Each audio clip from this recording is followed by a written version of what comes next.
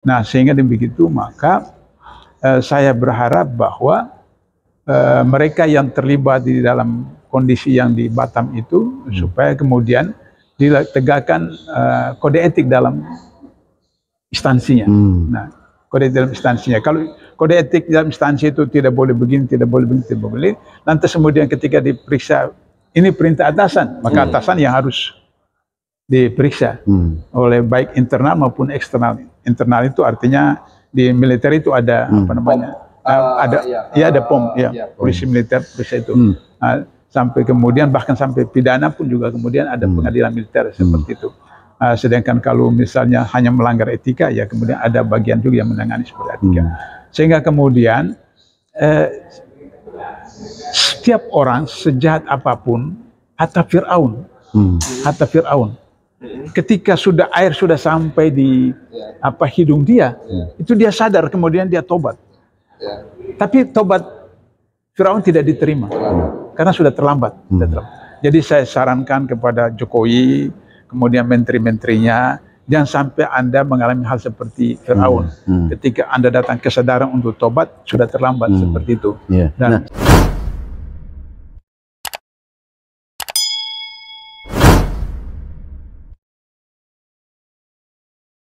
Assalamualaikum warahmatullahi wabarakatuh. Waalaikumsalam warahmatullahi wabarakatuh. Saya Edi Mulyadi dari FNN Bang Edi Channel. Om Mursalin. Anti oligarki. Anti oligarki. Oh, itu anti oligarki sekarang namanya. Banyak. Yang saya tanyakan anti oligarki. Ini teman-teman banyak ya. Di ujung apa ujung? Hah? Mimbar tuh. Tengah FIFA. Oh, FIFA. Ini anti oligarki. Ini Hasawa Media. Wah, banyak ya, ada video. Banyak sekali. Oke, saudara sekalian, ini kita culik Bang Abdullah Hamahua. Kita biasa panggil Bang Abdullah. Tadi habis ada acara launching buku beliau, judulnya salah, ini dicetaknya salah ya. Orde Reformasi yang Tergadai. Ya, tapi di spanduk era reformasi yang tergadaikan. Udah nggak apa-apa. Dan beliau tadi di bukunya konon katanya, saya sebut konon Bang karena saya belum baca. Marah-marah, kecewa, sedih dan sebagainya. Nah, Bang Abdullah, Mas Mursalin, ini kan ngomong-ngomong soal marah-marah, kecewa, sedih, ini kan kita hampir setiap hari disuguhi berita-berita pemandangan yang betul-betul menguras energi kita ya. Yang terbaru misalnya Rempang ya, Bang Abdullah ya. Bagaimana atas nama investasi rakyat Melayu yang sudah tinggal beratus tahun di sana kalah 3 bulan loh Bang. Abang tahu Bang? 3 bulan Bang. 3 bulan itu Juli 2023 Joko Widodo datang ke Chengdu. Tanda tangan 8 kesepakatan. Pada waktu itu juga Bahlil tanda tangan dengan perusahaan Xinxi, produsen kaca terbesar di dunia. Nah, di situ akan disebut akan membenamkan 11, sekian miliar dolar atau sekitar 172 triliun. Juli Bang.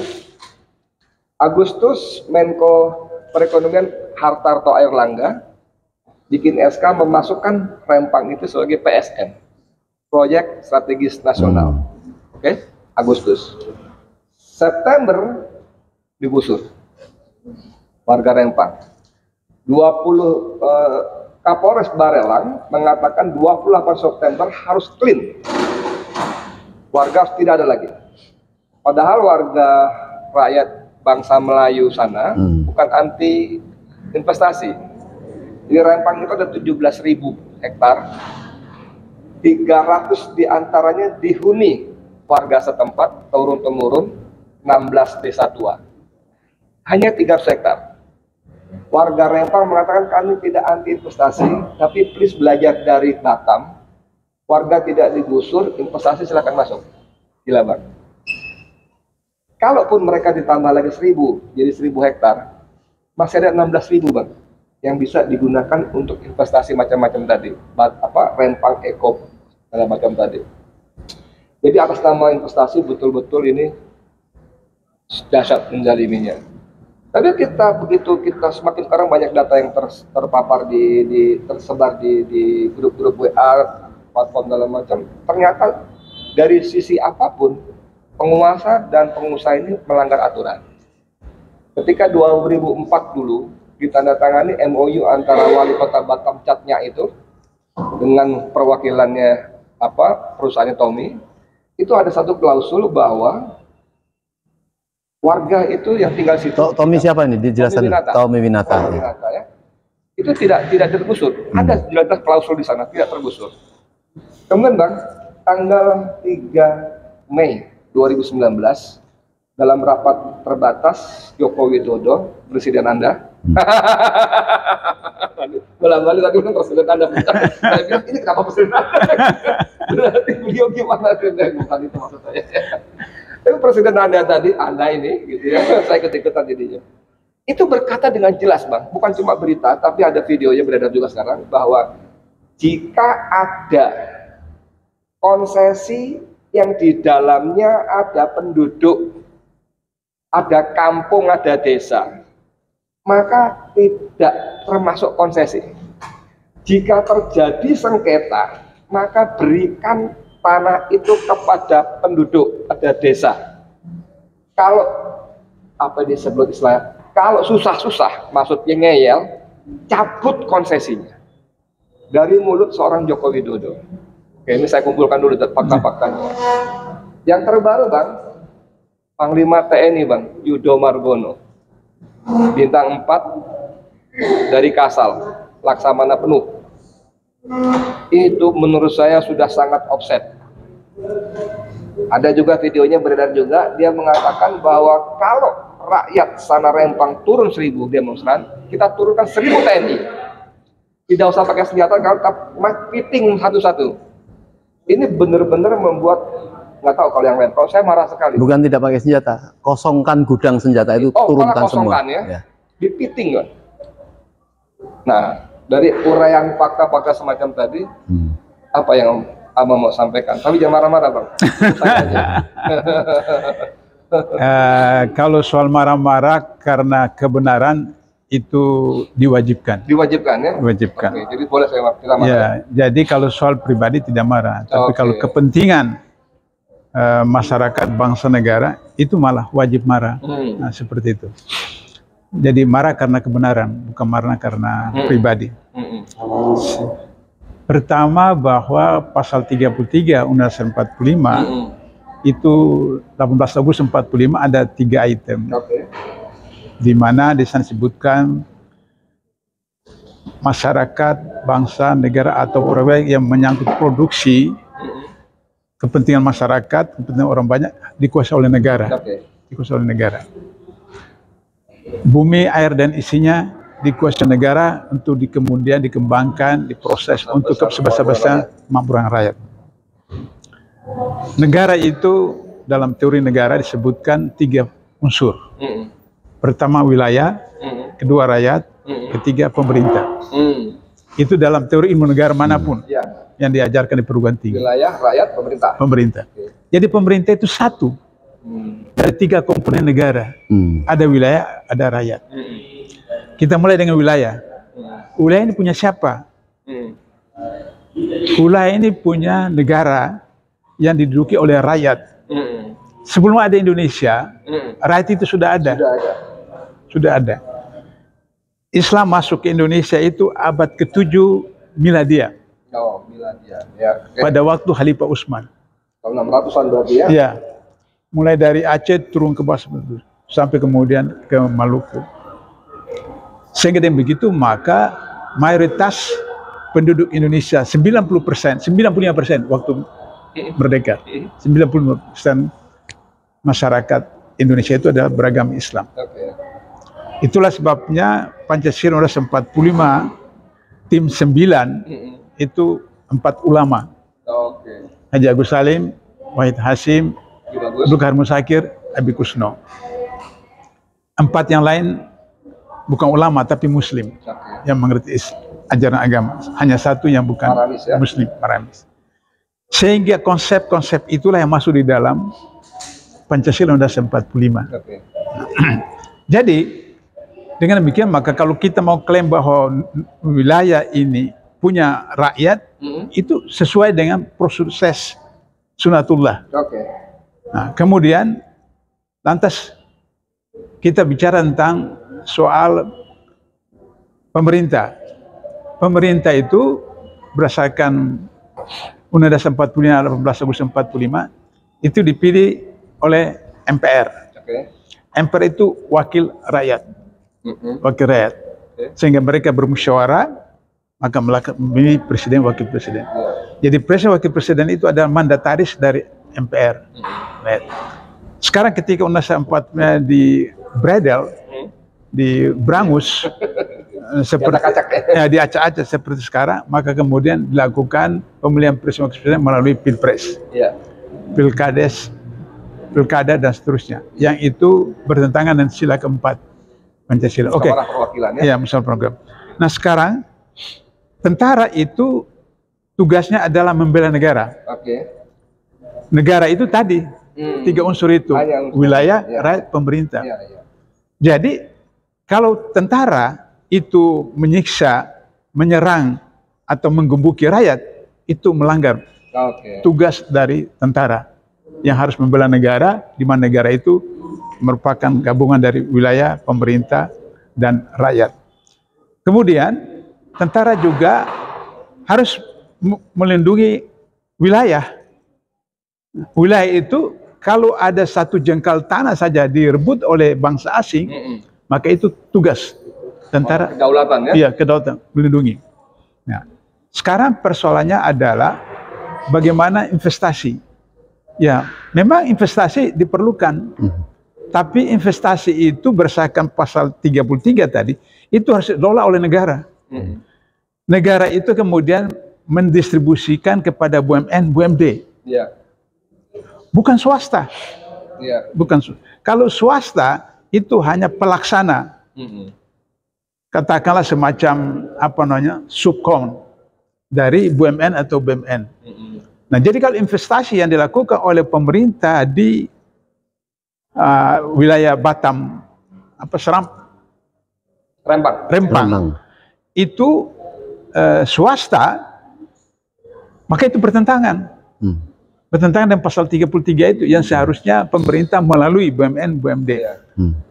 Sudah itu kemudian, kalau katakanlah itu karena deal antara presiden dengan oligarki ketika pemilu 2014, Pilpres 2014 dan 2019, tapi ada mekanismenya. Mekanismenya adalah bahwa presiden melalui DPR, DPRD, wali kota, bupati membicarakan itu. Apakah itu ada dalam perda? Nah, kalau ada perda, kita akan persoalkan perda itu memenuhi SOP atau tidak. Berdasarkan pada ketentuan pasal 33 tadi. Ada kesalahan dari masyarakat kita, termasuk saya, adalah bahwa kalau Presiden Jokowi ngomong itu, kita kira itulah yang akan terjadi. Padahal itu kesalahan besar. Yang sebenarnya adalah kalau Jokowi ngomong kanan, kita tafsirkan itu ke kiri. Kalau dia ngomong kiri, kita tafsirkan kanan. Harusnya gitu. Iya, sehingga berdasarkan track recordnya sehingga kita tidak kecewa. Nah, kesalahannya adalah kita menganggap bahwa kalau dia ngomong kanan itu kanan betul, padahal tidak. Padahal tidak seperti itu. Nah, akhirnya terjadi kondisi seperti begini. Jenderal Sudirman, Panglima besar TNI itu memilih untuk masuk hutan gerilya. Karena mau menjaga kedaulatan negara. Kedaulatan negara. Tidak ikut dengan Soekarno dan Hatta ditangkap, kebuang ke Bengkulu. Tapi masuk hutan. Dalam keadaan sakit-sakit pun gerilya untuk menjaga kedaulatan negara. Nah, jadi kalau misalnya TNI sebagai breakdown dari konsep ketahanan negara oleh Jenderal Sudirman, maka itu tidak boleh dilakukan oleh TNI dengan kata-kata bila perlu dipiting seperti itu. Nah, lantas kemudian mereka digaji oleh siapa? Mereka digaji oleh rakyat. Kok diberlakukan seperti begitu? Sementara kemudian kita perhatikan bahwa kita nonton di TV di negara-negara modern, kalau ada unjuk rasa begitu, Mereka hanya dengan pentungan nonton saja. Kalau kemudian tidak berimbang, mereka mundur dan seterusnya seperti itu. Kalau kita sebaliknya. Kita sebaliknya malah mau dipitingin seperti itu. Nah, jadi ini kesalahan besar dari Panglima TNI. Nah, saya khawatir Panglima TNI tidak memahami filosofi ajaran daripada Panglima Besar Jenderal Sudirman, bahwa negara itu adalah segala-galanya, di mana negara itu ada wilayah, ada rakyat dan pemerintah. Pemerintah hanya satu daripada 3 komponen negara. Jadi Bang Dullah, ketika Panglima TNI Yudo Margono berkata seperti itu, maka pertanyaannya, kenapa dia bisa berkata seperti itu? Rasanya mustahil kalau Yudo tidak paham yang Bang Dullah paparkan tadi. Rasanya mustahil ya. Apalagi sebagai seorang TNI yang bintang 4, pasti dia tak paham betul doktrinnya Panglima Besar Sudirman, bahwa tentara itu anak kandung rakyat. Bahwa tentara itu seperti ikan dengan air, dengan rakyat. Tanpa air, tentara mati ikan itu. Tanpa rakyat, tentara itu mati gitu. Nah sekarang tiba-tiba dia menjadi centeng yang memuluskan kepentingan investasi oligarki ini.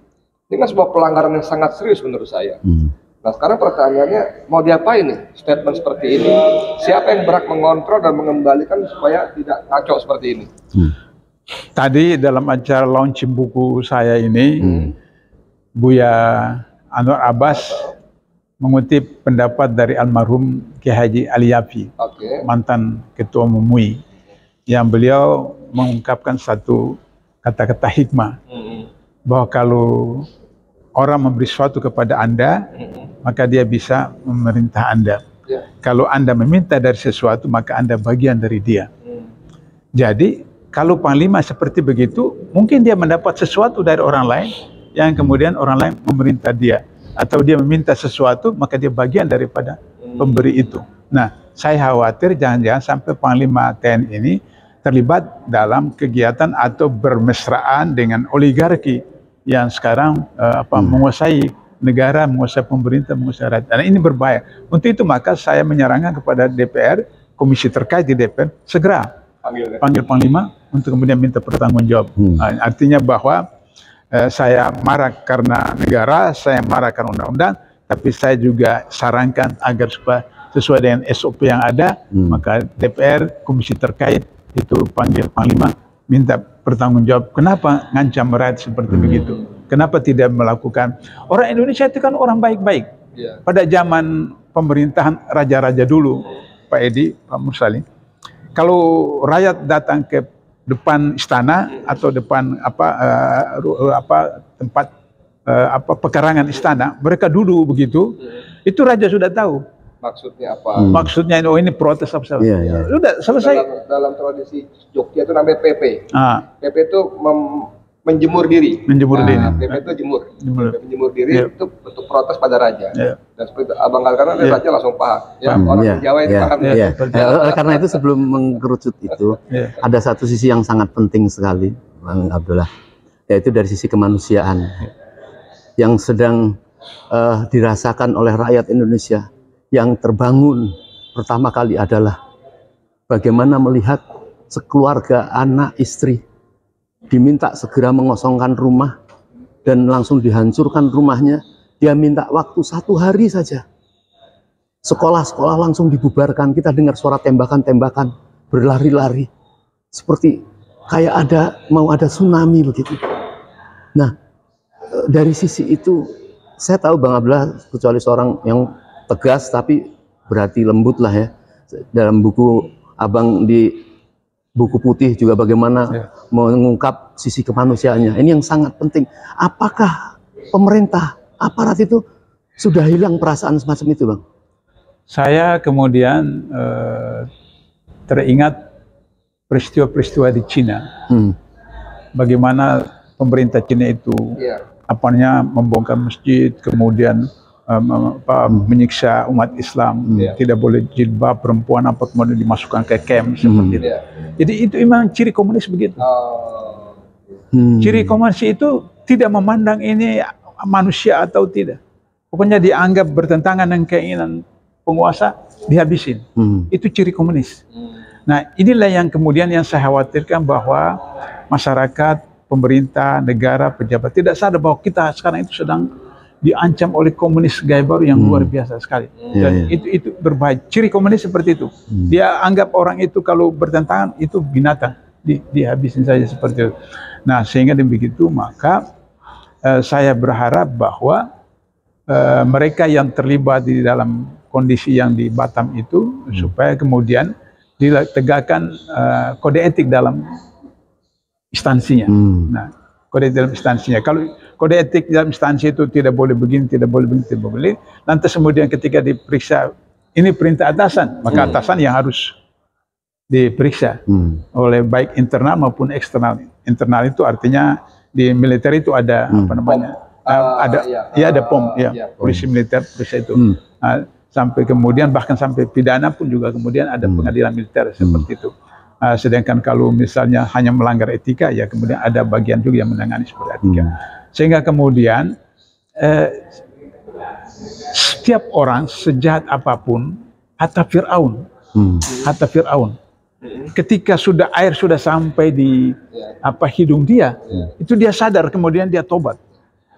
Tapi tobat Fir'aun tidak diterima karena sudah terlambat. Jadi saya sarankan kepada Jokowi, kemudian menteri-menterinya, jangan sampai Anda mengalami hal seperti Fir'aun. Ketika Anda datang kesadaran untuk tobat, sudah terlambat seperti itu. Dan seperti itu harus diperhatikan. Sebetulnya Bang ya, gitu Bang. Dengan kembali, nggak usah lah segala macam peraturan, perda, undang-undang, itu semua melanggar semua Bang. Kita udah baca semua, melanggar semua. Dan sangat serius. Dengan kembali pada statement Jokowi tanggal 3 Mei itu saja Bang, itu clear Bang. Kalau ada sengketa dengan rakyat, dengan penduduk, berikan hak rakyat, harus berkeadilan. Kalau susah-susah, cabut konsesinya.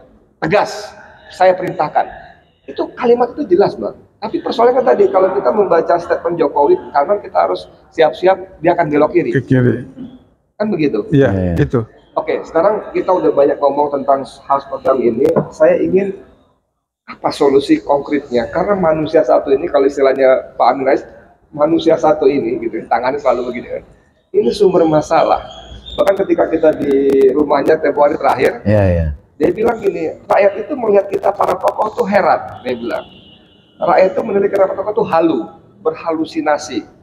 Para tokoh tuh seolah-olah menganggap Indonesia tuh masih punya hukum, punya peraturan, punya perundangan, sementara Jokowi dan rezimnya itu menabrak semua peraturan dan perundangan. Gimana? Sebelum itu Bang, biar sekalian, masalahnya semua masyarakat, baik yang di dalam ataupun yang di luar, ini jelas bukan investasi dengan cara seperti fakta, ini invasi. Ya. Nyata sekali, bahkan mereka mengatakan bahwa dulu Indonesia dijajah oleh VOC, itu kedoknya kan dagang. Ini kedoknya investasi, kasarnya sama, terusirnya sama. Yang terpenting adalah nampaknya ini tidak akan mundur. Ya, tadi nyambung Bang ini lagi. Tanggal 28 ini pokoknya tahunnya harus kosong. Ya. Ini kita sudah tidak ada kesempatan berpikir lagi. Saya dulu tidak percaya bahwa Indonesia itu dijajah 350 tahun. Karena saya pikir 350 tahun itu kan lama. Lama sekali. Tapi 8 tahun terakhir ini saya percaya bahwa kita dijajah 350 tahun. Karena 8 tahun sudah luar biasa begitu, hasil survei 80%. 82% kuat. 80% lebih kuat. Saya pelajari kenapa? Oh, ini mental orang Indonesia, kemudian ilmunya ilmu cerita silat Koping Hong seperti itu. Jadi coba ini beberapa data sebagai sampling saja. Indonesia itu penghasil kelapa sawit nomor 1 di dunia. Nomor 1 di dunia. Malaysia nomor 2. Kok bisa antri beli minyak goreng? Itu rumusnya gimana itu? Nah, baru kemudian pemerintah turun dengan minyak goreng. Oh, pemerintah baik. Itu ilmu itu. Ilmu.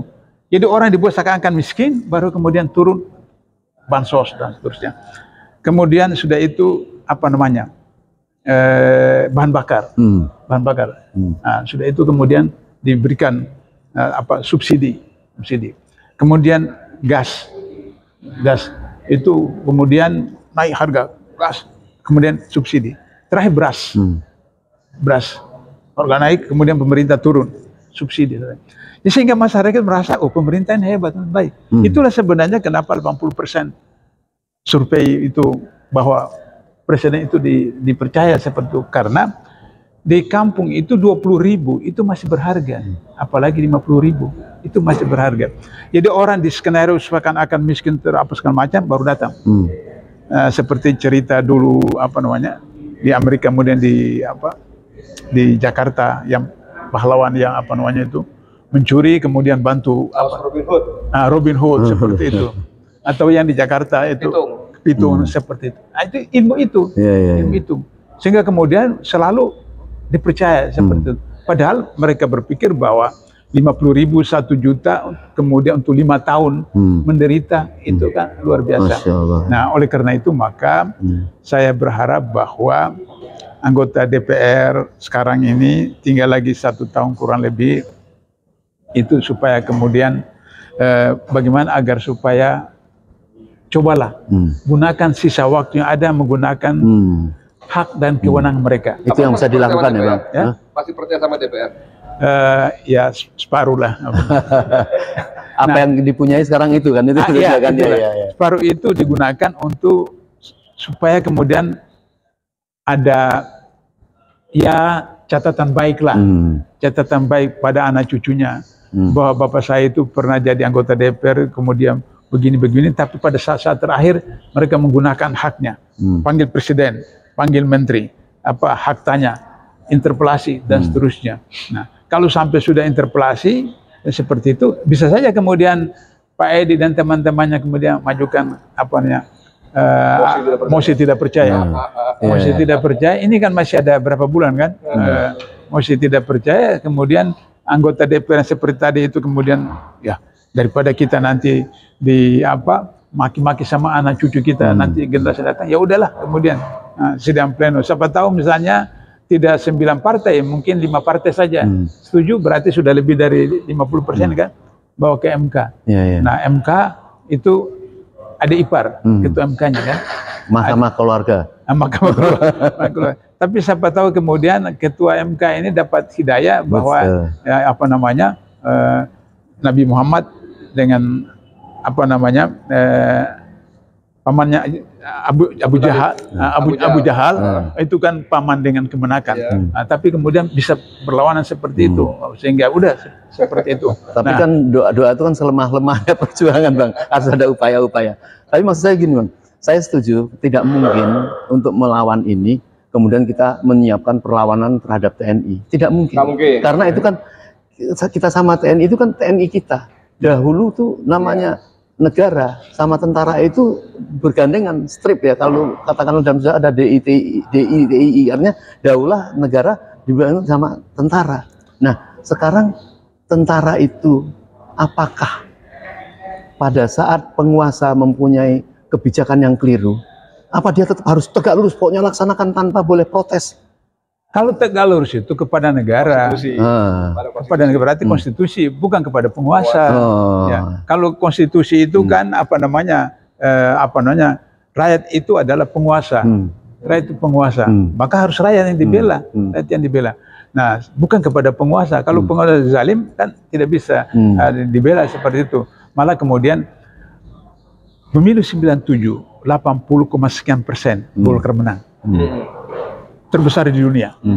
Tapi ketika kondisi seperti itu, yang ketua MPR-nya disebut hari-hari ngomong kosong, itu punya kesadaran, kemudian semua anggota pimpinan MPR itu kemudian menyampaikan kepada Soeharto rekomendasi supaya mundur. Dan kemudian ada 12 menteri atau 18 menteri, 14 menteri itu mundurkan diri dari kabinet dan seperti itu. Nah itu kesadaran seperti itu ada. Nah bagaimana kesadaran itu muncul kepada mereka yang dizalimi segala macam? Kata Rasulullah, ada beberapa golongan yang doanya tidak ditolak. Orang yang saum sampai sampai buka, pemimpin yang adil, dan orang yang dizalimi.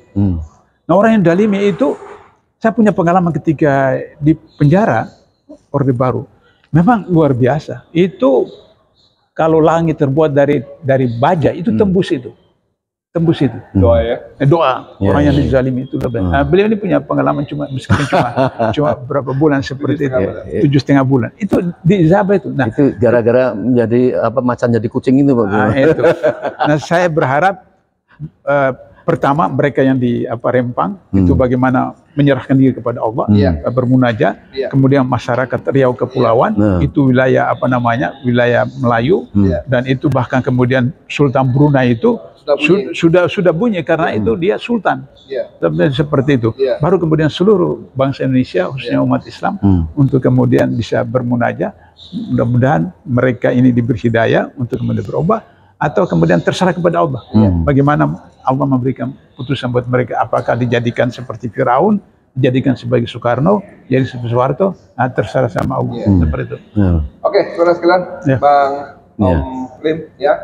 Jadi saya kira tadi penjelasan Bang Dulu tadi sebagai pamungkas, dan pada kesempatan ini saya mengajak kepada kita semua bersamai, ya. Kita bela rakyat Melayu, Rempang khususnya, dan semuanya. Karena sudah turun, Bang. Bahkan Melayu Kalimantan sudah turun. Batam sudah turun semua. Dan tadi selain kita berusaha sungguh-sungguh membela, juga bermunajat, Bang, ya. Karena tadi doa yang orang zalim itu tanpa hijab. Saya kira begitu ya. Terima kasih banyak. Bang Musalim, langsung tutup. Iya, saya kira kita sangat penting sekali harus memberikan pendapat-pendapat para tokoh ini, ya, supaya semua mendengar. Ini tidak boleh diam karena ini merupakan giroh. Kalau dia tidak komen, berarti tidak punya giroh. Ini terhadap masyarakat saudara kita yang dalam keadaan seperti itu. Oke, makasih banyak saudara kalian. Terima kasih. Saya Edi Mulyadi untuk FNN, untuk Indonesia Lebih Baik. Assalamualaikum warahmatullahi wabarakatuh. Waalaikumsalam warahmatullahi wabarakatuh.